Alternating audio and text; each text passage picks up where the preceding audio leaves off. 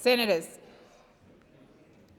pursuant to order, I now call Senator Blyth to make her first speech and ask senators that the usual courtesy be extended to her. I call Senator Blyth. Thank you, Madam President. I also extend my sincere thanks to senators and members from across the chamber and from the other place who have welcomed me with such kindness and wise counsel. It is with great humility and gratitude that I rise to deliver my first speech to this Senate. I am deeply conscious of the immense privilege that comes with representing my fellow Australians in this chamber. The privilege of standing here carries with it an obligation to listen more than I speak, to reflect and consider before I decide, and to act with integrity and transparency above all else. I am conscious of the duty that I owe to all South Australians, whom I have the honour to represent. I come to this chamber not as a career politician, but as an ordinary Australian, a proud South Australian, a wife, a mother, and a former small business owner and education executive with a passion to serve my community. I am the daughter and granddaughter of migrants who travelled great distances in search of a better life. My mother came to Australia from Burma, now Myanmar, along with her Burmese mother and Indian father, my maternal grandparents. I understand I am the first person of Burmese descent to stand in either chamber of our federal parliament. This is a source of immense personal honour. My father arrived in this country as a boy from Britain, together with my paternal grandparents. They were 10-pound Poms. I grew up in Adelaide in a truly multicultural family, embracing all the strands of my heritage. On Sundays at 5 p.m, we would have tea with my British grandparents, usually a roast dinner, always followed by pudding for dessert. That was my sister's and my favourite. On other occasions, I remember the gourmet curry feasts with my Indian and Burmese relatives. My Burmese grandmother was a brilliant cook who could whip up a banquet for 24 people at a moment's notice. Our extended family eagerly embraced Australian life while blending it with old traditions. We would even take curries to the park for picnics. It was our own version of the Aussie barbecue. My parents, Robert and Prunella, raised me to work hard, be honest, and help others, and I am deeply grateful for their ongoing love and support. These formative experiences taught me the importance of family and community and gave me an appreciation for the rich tapestry of cultures that makes Australia so special. I hope that my presence here today serves as an example that in this country, anyone with dedication and a desire to serve can aspire to and achieve public office. My decision to embark on a career of public service comes from a feeling of responsibility to give back to the country that has given my family and me so much. For more than 20 years, I worked in education administration, striving to expand access to quality education and to improve our universities. Throughout my career, I have observed firsthand a deterioration in academic standards and a growing institutional hostility to the values that have made our society what it is. The decline in education standards over the last 20 years is inexcusable. Even more worryingly, young Australians are no longer being taught pride in our nation and its story. Our students can recite our country's flaws at length, but have little understanding of its democratic ideals and achievements. This one-sided, negative view of our history does a disservice to our students and to our country. As a country, we are failing to equip our children with the knowledge and skills that they need to thrive in the modern world. Worse, we are undermining their confidence in democracy and representative government. Contrary to these teachings, I believe profoundly in the goodness and greatness of Australia. To be an Australian is to truly have won the lottery of life. We live in a nation that is the envy of the world. Forged out of hardship on a rugged and inhospitable continent, we have grown into one of the world's most stable, peaceful and prosperous democracies. Every person who calls Australia home has contributed to our national story. From the first Australians who cared for this land for millennia, to the principles, institutions and culture transplanted from Britain that underpin our democracy and rule of law, to the waves of immigrants from every corner of the globe who have woven their own threads into the Australian fabric. We have all built a remarkable nation, and we are all entitled to be proud of our country and its achievements. My goal is to help restore perspective and pride in our national story. Not a blind patriotism, but a truthful appreciation of how far we have come as a nation and how fortunate we are to be Australian. Philosophically, I'm a proud social conservative and an economic liberalist. The strength of any community begins with its most fundamental unit, the family. Families are the first communities we belong to, the first teachers we learn from, and the primary guardians of our values and traditions. Social conservatism to me is not about resisting change. It is about understanding what works and seeking to improve what does not. We must cherish and uphold institutions like marriage because we know that when families break down, the entire community suffers.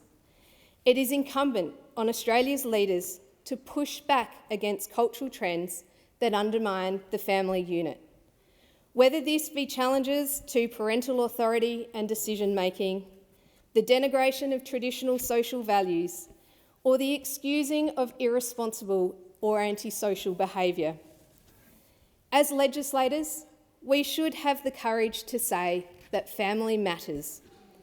Behind every statistic or policy debate, there are real households trying to raise children, pay bills, and pass on their values to the next generation. Strengthening families is not just a cultural or moral goal. It brings tangible social and economic benefits for everyone. Upholding family values is not about living in the past. It is about recognising that stable family structures give children the very best chance in life, and strong community connections contribute to greater social cohesion and stability. As well as being a social conservative, I am an economic liberalist. Free markets, private enterprise, and limited government intervention are the surest path to prosperity for all. As Ronald Reagan famously said, government is not the solution to our problems. Government is the problem. When individuals are free to innovate, create and trade, living standards rapidly improve. Australia transformed itself into a prosperous modern nation, in large part by embracing economic reform and allowing individuals and markets to flourish, free from the heavy hand of government. After the missteps of the 1970s, Australia undertook bold, market-based reforms in the 1980s and 90s, and we enjoyed nearly 3 decades of uninterrupted economic growth as a result. This was not an accident or luck. It was the reward for sensible, liberal economic policies that unleashed the latent Australian enterprise and ingenuity. The lesson is clear.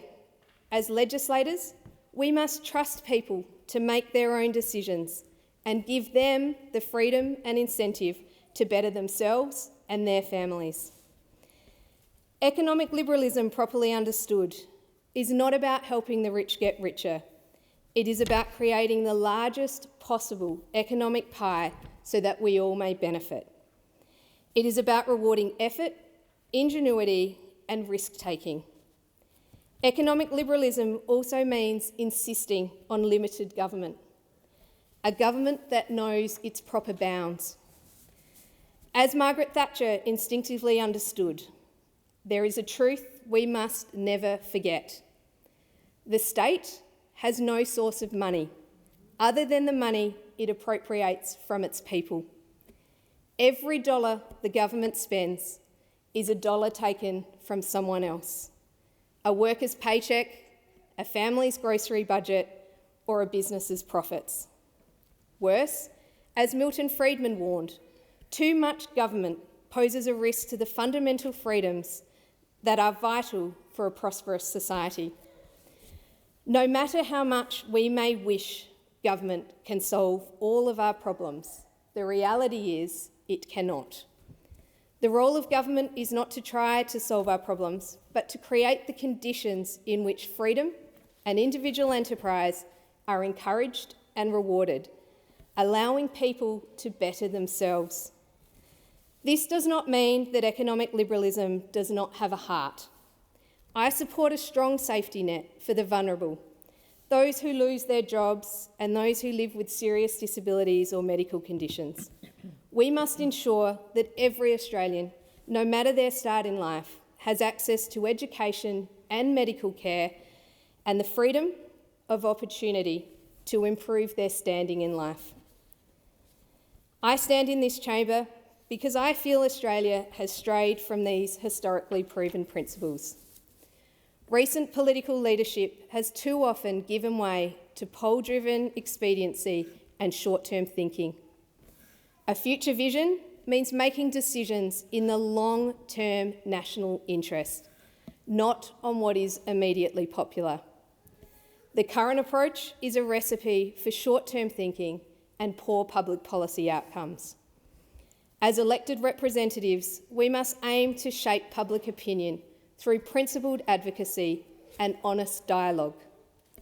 True leadership in this parliament means making hard decisions in the national interest, not sectional interests, and in uniting Australians as one rather than dividing us into ever smaller competing groups. Now, more than ever, Australia needs leaders with integrity, courage and conviction, as well as the humility to admit mistakes.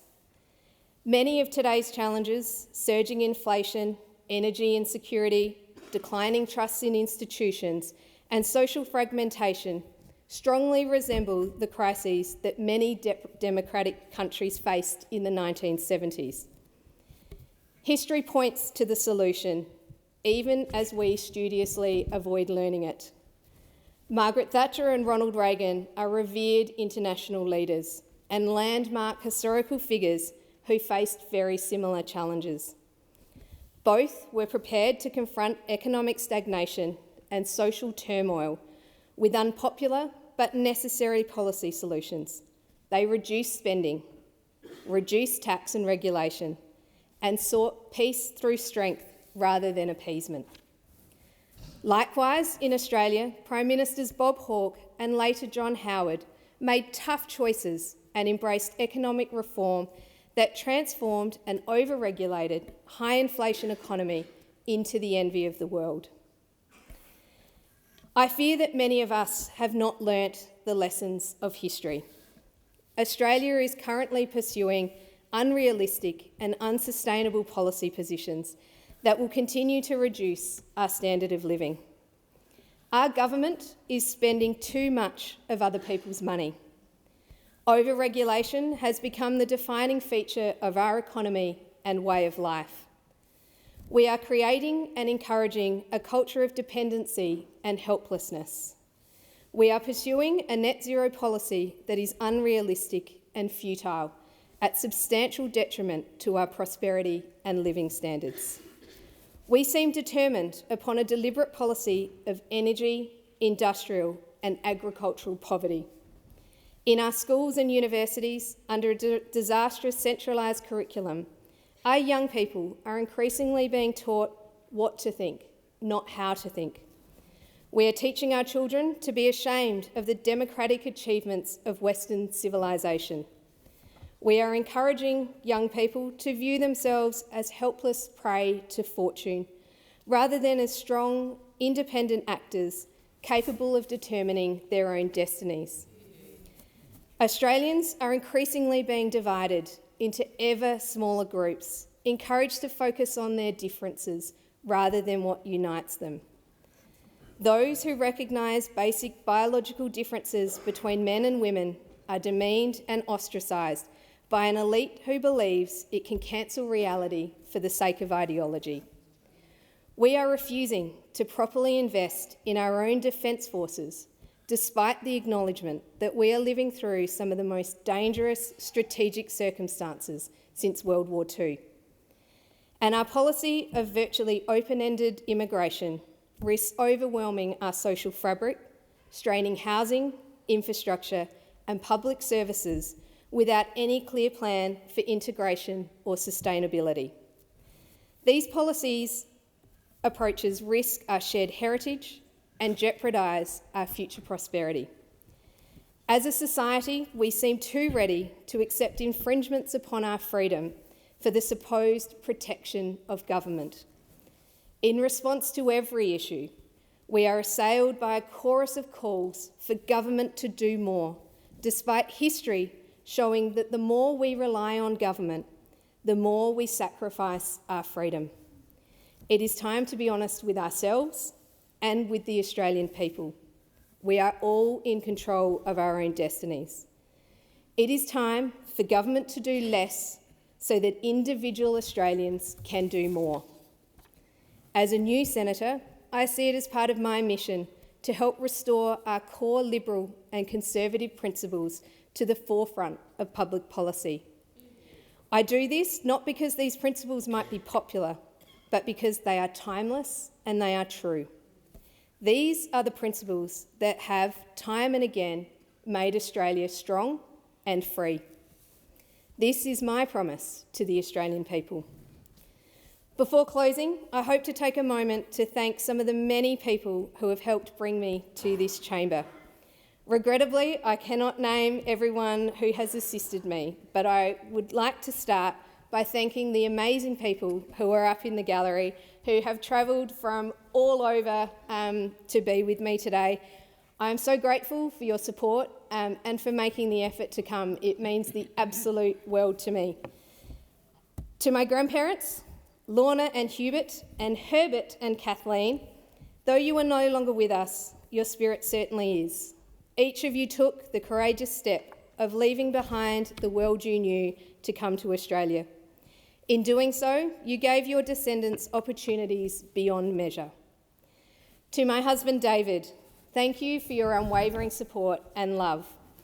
As a former Royal Australian Air Force member and active service veteran, you know what it means to serve something greater than yourself.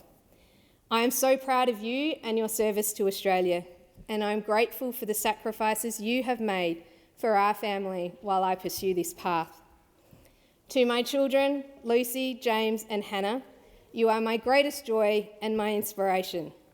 Lucy, you light up every room you walk into, and I'm so proud of you.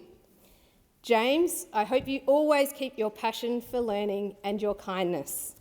And to Hannah, you are stronger than you know. I want you to grow up in Australia that offers you every opportunity, keeps you safe and nurtures your dreams. To my sister Cara, her husband John and my nephews William and Alexander, thank you for always being there for us. To David's family who have travelled in from Ballarat, Jody, Brendan and Jordan, thank you for everything you do for our family. To Sam, Claire and Thomas DeLuc, thank you for being like family to us. To Senator Antic, thank you for your support, your friendship and your encouragement. To our dear friends Lana and Dom, thank you for believing in me.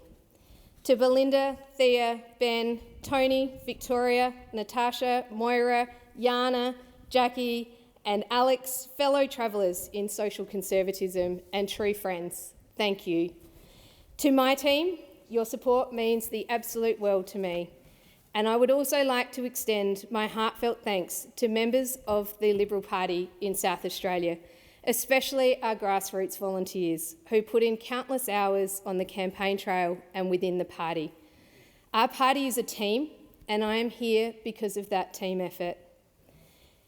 Despite the struggles Australia is experiencing, I remain profoundly optimistic about Australia's future. I stand here today as the daughter and granddaughter of people who left everything behind to come to the lucky country. My story speaks to the boundless opportunities this nation provides. In this chamber, I will work tirelessly to ensure that Australia remains a land of opportunity and freedom. A country where a young girl from a migrant family can grow up to stand in the national legislature, where every child can dream big and have the chance to achieve those dreams. I undertake this task humbly, resolutely, and with optimism for Australia's future. Thank you, and may God bless Australia.